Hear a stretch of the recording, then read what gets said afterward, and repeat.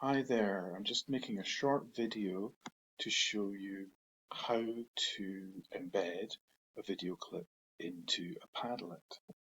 First of all, choose the video that you want to embed.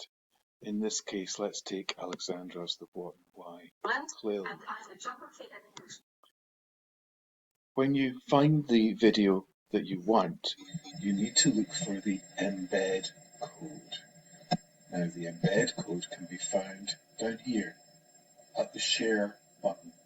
Click on share, click on embed, and then copy that code. That's actually HTML, and when you copy that, you'll be able to see the video on the page, just like the examples that are already there. So copy the embed code, close that window, go back to the course, find the Padlet, double-click on the Padlet, and add your title.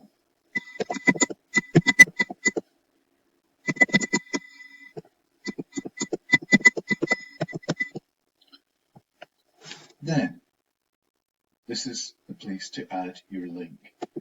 Add your link by pasting it into the Padlet.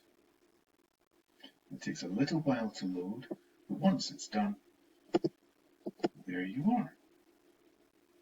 You've embedded a video. The videos automatically come with a star rating and the ability to comment on them. So that's already set up for you.